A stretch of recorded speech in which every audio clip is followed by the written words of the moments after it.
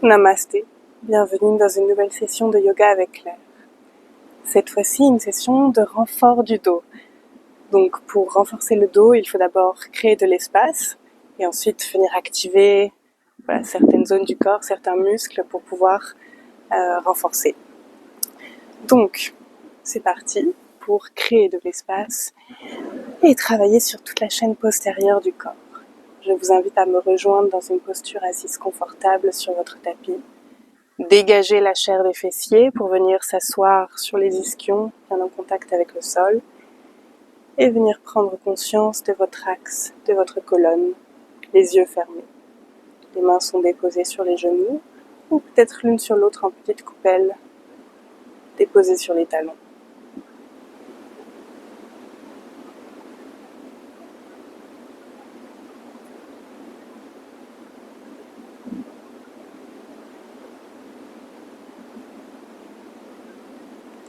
Le soufflet naturel.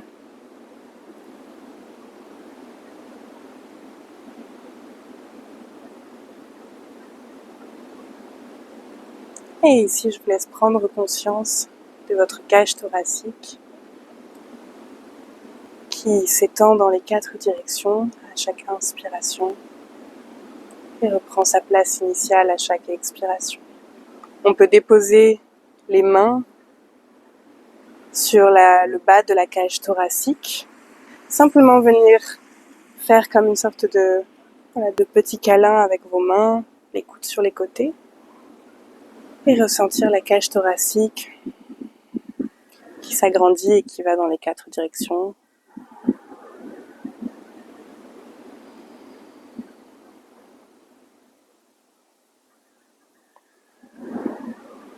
Et enfin, on va pouvoir redéposer les mains sur les genoux.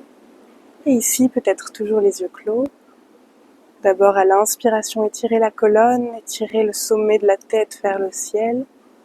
Et puis à l'expiration, on va pouvoir commencer à venir faire des cercles, des petites rotations, toujours en posture assise, simplement avec la colonne, et en s'aidant des mains sur les genoux pour pouvoir amener les épaules de plus en plus bas. L'épaule droite va avoir tendance à aller vers le bas et vers le genou gauche, et l'épaule gauche va tendance à aller vers le genou droit. Et ici, simplement venir ouvrir le buste quand vous passez à l'avant. Et puis, expirer vers l'arrière, creuser le dos. Et puis, continuer ainsi.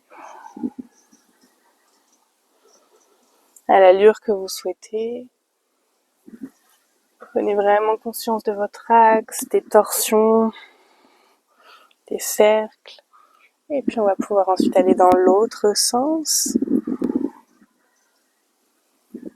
Toujours en veillant à ouvrir la gorge, à l'inspiration en passant à l'avant, les épaules qui cherchent à aller aux genoux opposés et vraiment s'aider de ses bras pour aller plus loin dans cette posture. Ok, on va pouvoir se retrouver au centre et ici on va pouvoir simplement venir inspirer, écarter les bras sur les côtés et continuer de les monter vers le ciel, les deux bras qui se rejoignent vers le haut, les deux mains en Namaskar Mudra au-dessus de la tête, le regard sur les pouces. Et ici, à la prochaine expire, on va pouvoir ouvrir en torsion du côté droit, donc simplement le bras gauche qui se tend vers l'avant et le bras droit vers l'arrière, avec le buste en torsion. Torsion active. Ici, on garde les bras à l'horizontale. Et comme si quelqu'un essayait de nous tirer par le bout des doigts, on essaie d'aller plus loin dans la torsion, de regarder le pouce de la main droite. Et inspire, reviens au centre, les deux bras qui repassent par le ciel, qui se rejoignent au-dessus de la tête et expire. Prochaine expire.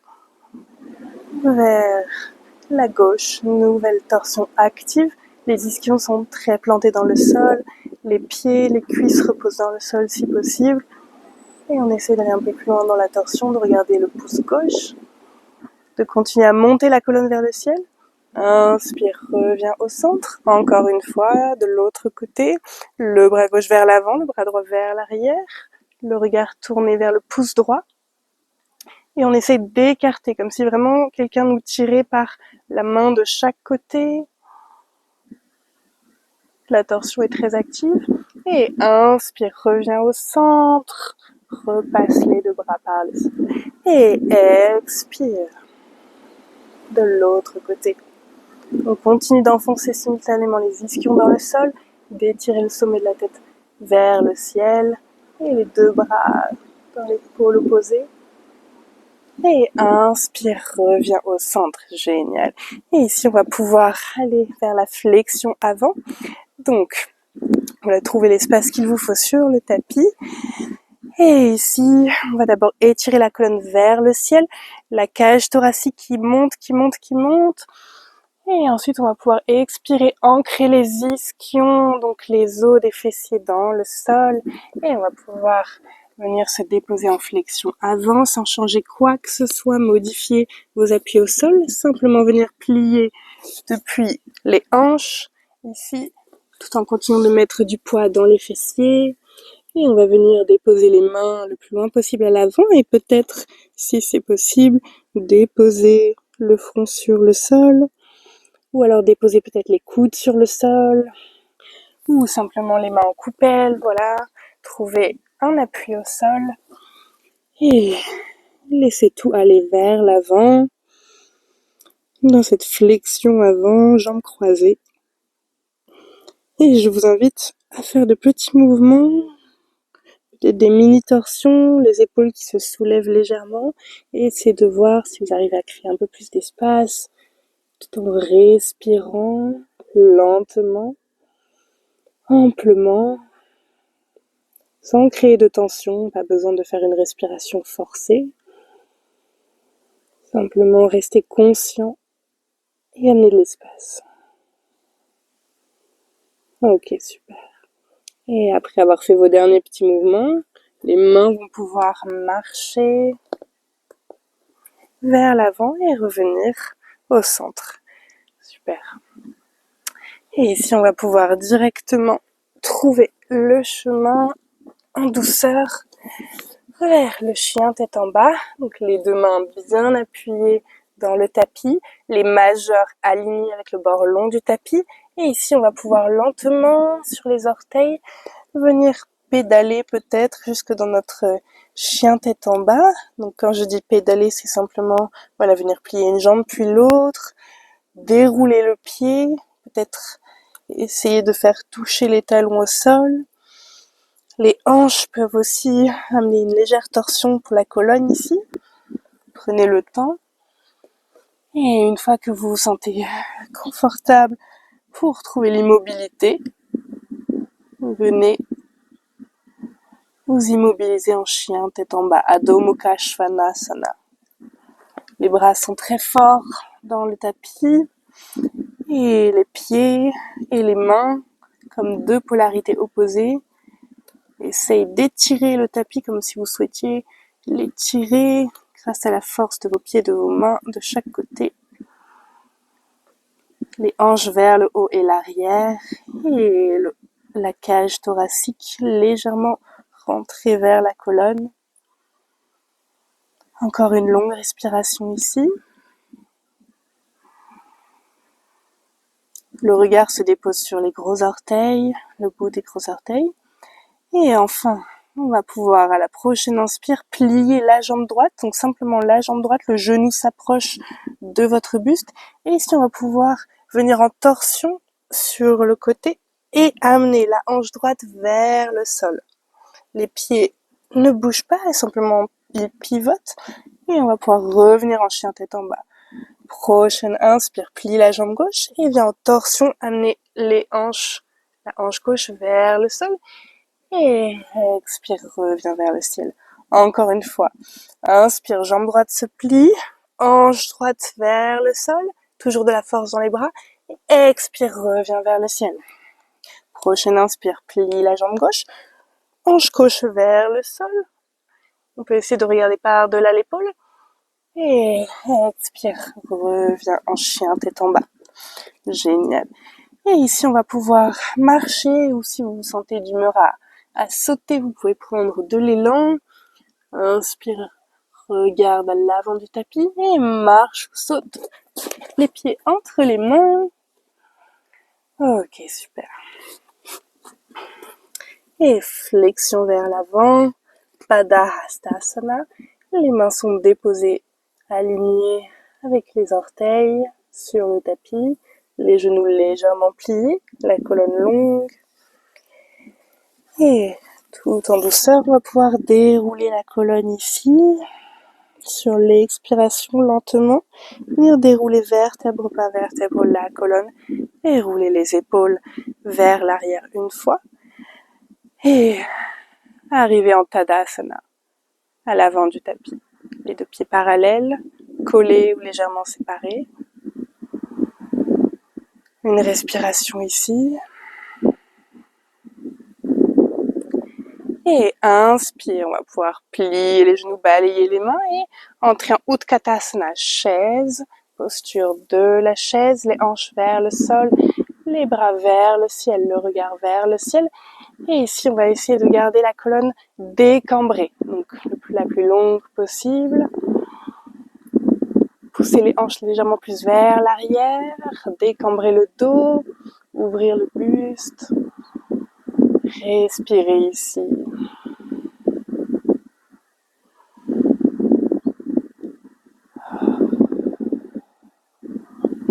Et à la prochaine expire, on va pouvoir dérouler les jambes et passer en flexion vers l'avant. Padahastasana.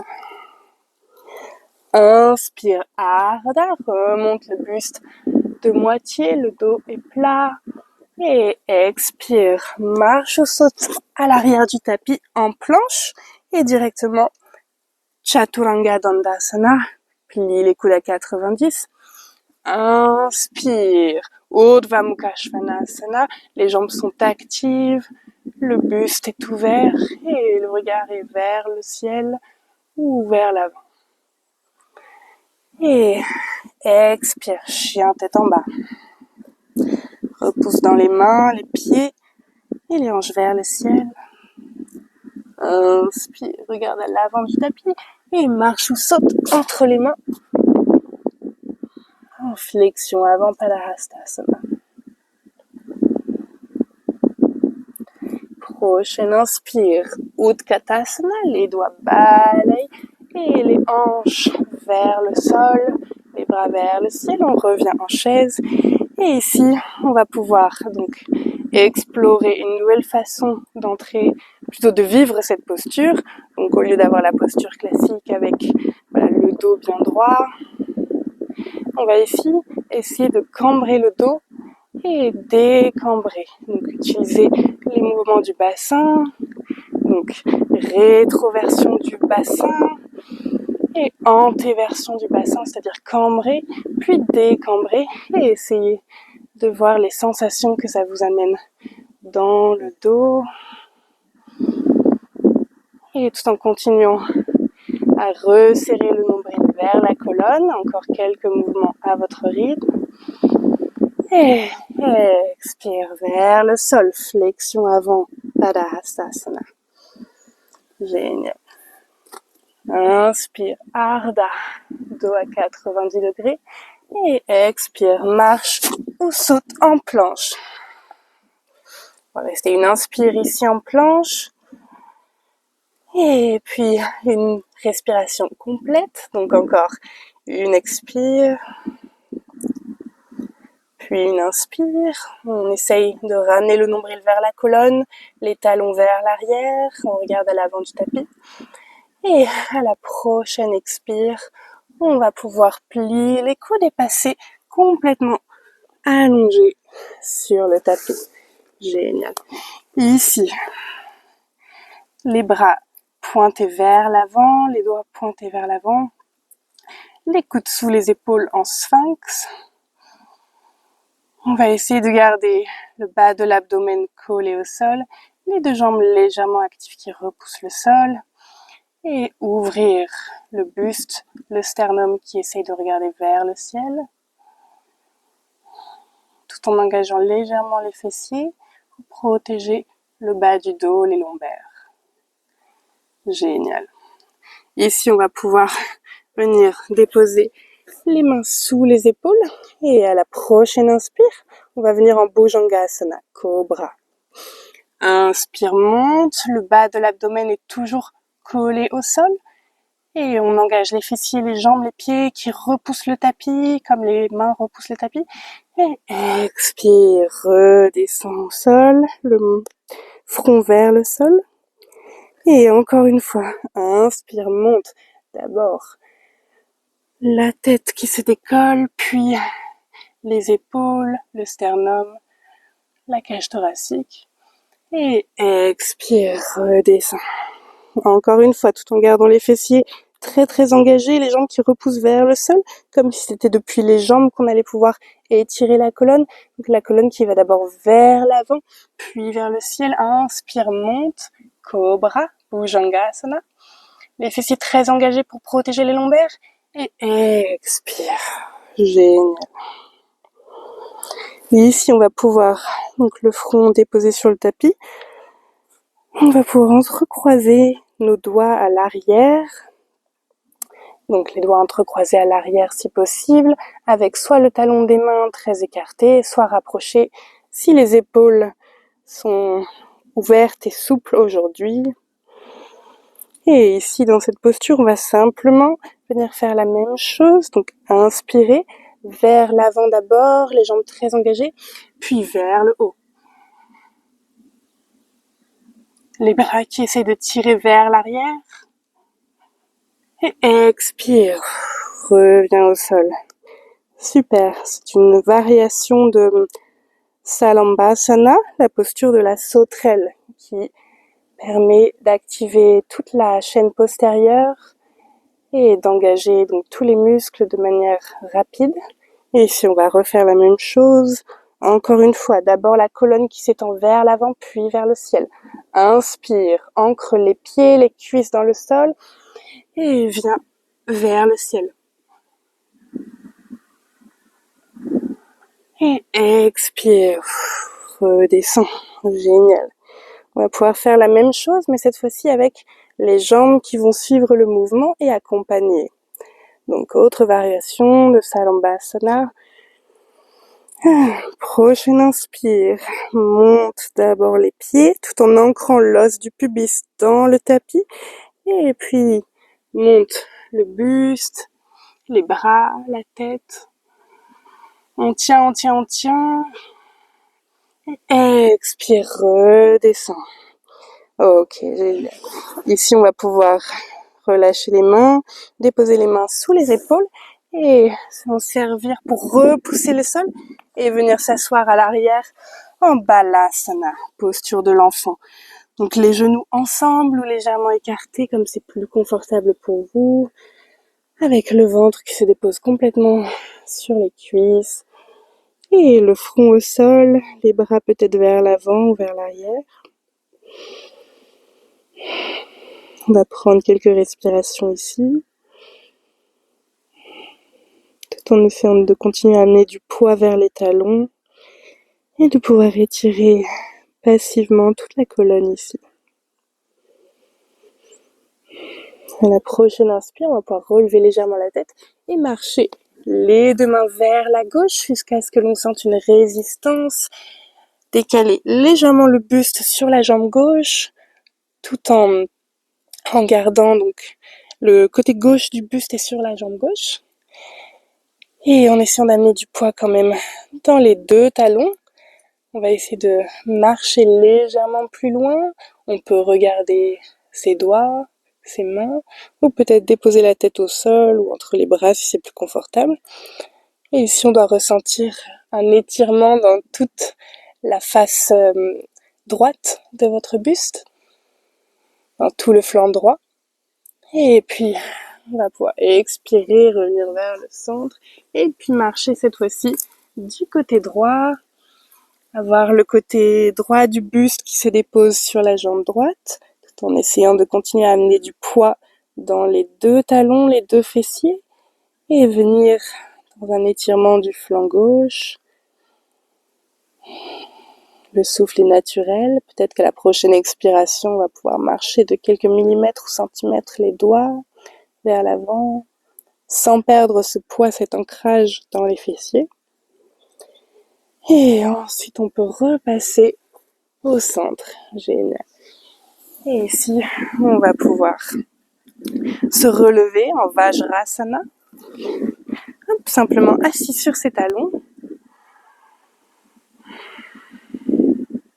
Prendre une respiration ici, conscientiser la posture de votre colonne, peut-être amener une main sur l'arrière du dos, sur le sacrum, peut-être une main sur le ventre, et voir si on a tendance à avoir la colonne légèrement cambrée. Et si c'est le cas, comme c'est le cas là par exemple pour moi, simplement venir en légère rétroversion et ramener le ventre vers la colonne et ouvrir le sternum davantage, étirer la colonne, respirer dans ce nouvel alignement, redéposer les mains sur les genoux et puis enfin on va pouvoir déposer les deux mains donc avec les doigts qui pointent vers l'arrière, donc venir sur le bout des doigts, donc on est en petite coupelle et donc les doigts qui pointent vers l'arrière ici, les genoux légèrement écartés de la largeur des hanches, donc les mains sont juste derrière les hanches, à quelques, voilà, peut-être 10-15 cm de vos fesses, à peine. Et ensuite, à la prochaine inspiration, on va pouvoir venir pousser les hanches vers l'avant et étirer tout l'avant des cuisses, les fléchisseurs de hanches, ouvrir les épaules et soit garder le menton contre le buste, soit venir dans cette posture une sorte de bébé chameau, déposer la tête et venir la laisser retomber vers l'arrière si on n'avait pas de problème de cervicale, tout en engageant les fessiers. Ici, l'idée va être d'étirer le sacrum vers le bas, de le faire glisser vers le bas, d'amener la colonne le bassin, rétroversion, et de pousser dans les cuisses, pousser dans les fessiers. Et expirer. On va pouvoir revenir en Vajrasana. Ok, génial.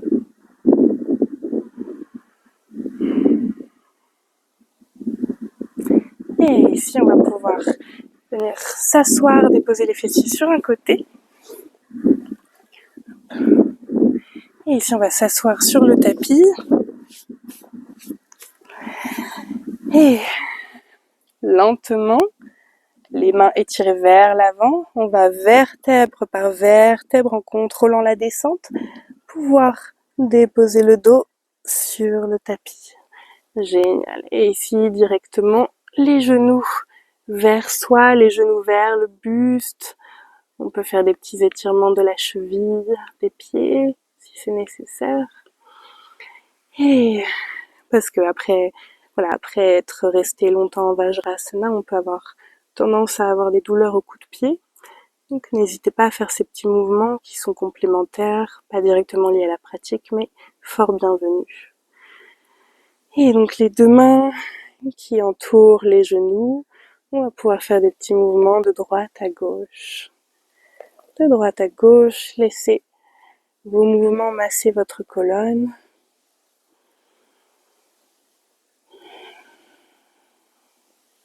Ok, et puis on va pouvoir passer les mains directement derrière les cuisses, donc à l'arrière des cuisses.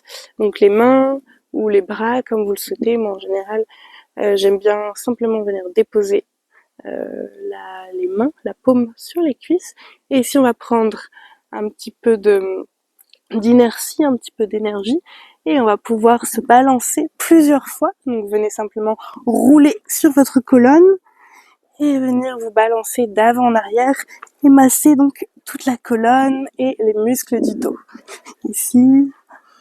Ok, encore une fois. Génial.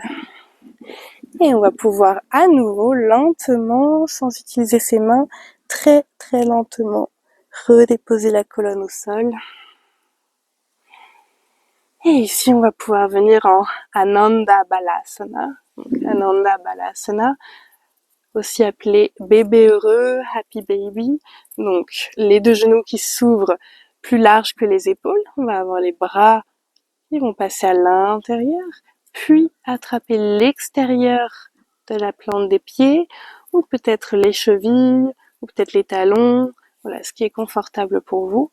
L'idée, c'est d'avoir les genoux qui s'ouvrent sur le côté, les chevilles alignées avec les genoux. Donc vous avez un bel angle de 90 degrés pour vos genoux. Et ici, déposez le poids des bras sur les jambes, simplement avec la gravité. Vous allez venir travailler l'ouverture des hanches. Et en douceur, venir aussi rapporter un petit peu d'espace pour la colonne, le bas du dos. Et ici, essayez de conscientiser toute la surface du dos et de venir amener toute la surface du dos en contact avec le tapis. Donc au lieu de trop arrondir, peut-être qu'on peut essayer de ramener les lombaires un petit peu plus à plat. Et ici, vous êtes invité soit à rester dans l'immobilité, soit de droite à gauche, venir faire des petits mouvements. Masser la colonne à nouveau. Et gardez de la tension sur vos épaules, parce qu'elles sont toujours bien en contact avec le sol. Le bas du dos aussi. Et puis enfin, on va pouvoir expirer, relâcher. Et ici, venir simplement étendre les jambes de la largeur du tapis. Trouver les petits micro-mouvements qui vous permettent d'être complètement à plat sur votre tapis, les bras légèrement ouverts, la paume vers le ciel en Shavasana. La dernière posture, ce cadeau pour intégrer le travail qui a été fait.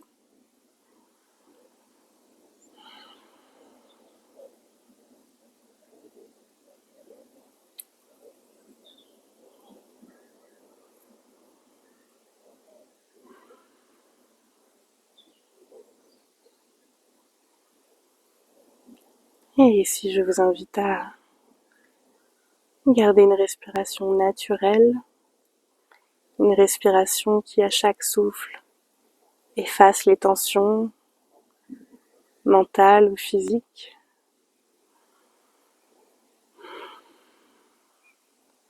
Vous permet de redonner au corps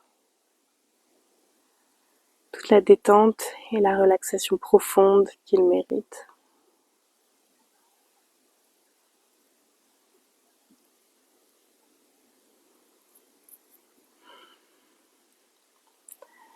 Namasté. Merci beaucoup. Je vous invite à poursuivre ce Shavasana aussi longtemps que vous le souhaitez. Et à bientôt pour une prochaine vidéo.